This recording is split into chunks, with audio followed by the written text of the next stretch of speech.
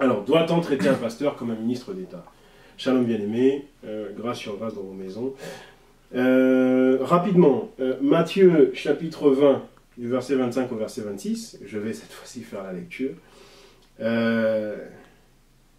Donc j'ai dit Matthieu chapitre 20, du verset 25 au verset 26. Jésus les appela et dit, « Vous savez que les chefs des nations les tyrannisent et que les grands abusent de leur pouvoir sur elles. » Verset 26. « Il n'en sera pas de même parmi vous, mais quiconque veut être grand parmi vous sera votre serviteur. Et quiconque, donc je vais même lire le verset suivant, 27, « Et quiconque veut être le premier parmi vous sera votre esclave. » Verset 28, « C'est ainsi que le Fils de l'homme est venu, non pour être servi, mais pour servir et donner sa vie en rançon pour beaucoup. » D'autres versions disent pour plusieurs. Bon.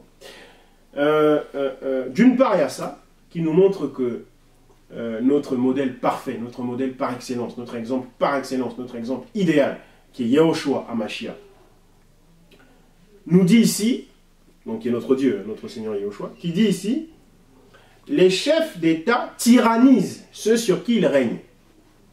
Ils tyrannisent les nations sur qui ils sont établis chefs. Et il dit, mais que parmi vous, il n'en soit pas ainsi.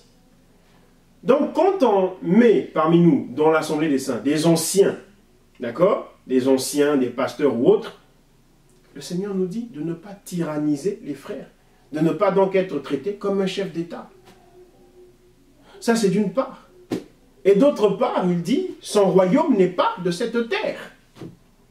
Parce que beaucoup disent, oui, mais les pasteurs sont des rois, donc ils doivent être traités en conséquence, c'est-à-dire comme les rois. Mais non seulement les pasteurs, mais tout le monde, tous les chrétiens, toutes les chrétiennes sont des rois, des reines.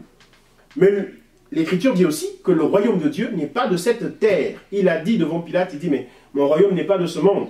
Si mon royaume était de ce monde, vous ne m'auriez pas fait tout ce que vous êtes en train de me faire là. D'accord? Donc, ça ne veut pas dire, quand on est roi en Christ, parce que fils de Dieu, ça ne veut pas dire qu'on est comme les rois du monde. Non. Ça ne veut pas dire qu'il faut qu'on nous porte nos valises. Ça ne veut pas dire qu'il faut qu'on nous ouvre les portières. Ça ne veut pas dire qu'il faut qu'on nous essuie nos chaussures dans l'Assemblée des Saints. Ça ne veut pas dire qu'il faut que les gens se prosternent devant nous dans l'Assemblée des Saints. Les apôtres, à chaque fois que des personnes se sont prosternées devant eux, mais les apôtres se sont indignés. On dit non, non, non, non, non, pas ainsi, frère. Même les anges, dans le livre d'Apocalypse, quand Jean ou que sais-je a eu à se prosterner, ils disent non, non, non, non, non, non, je suis ton serviteur. Tu ne dois surtout pas te prosterner devant moi. Donc non, on n'a pas traité un pasteur comme un chef d'État ou comme un ministre d'État. Alors le problème, c'est encore ici, que beaucoup ne disent même plus pasteur, disent ministre. Et oui, je suis ministre de Dieu. Et cette appellation les emmène dans une confusion terrible. Comme ils voient les ministres du monde, ils se disent, puisque moi je suis ministre de Dieu, je dois être traité comme les ministres du monde. Eh ben non. Non. Aucunement, aucunement, aucunement. Et non, et non, et non.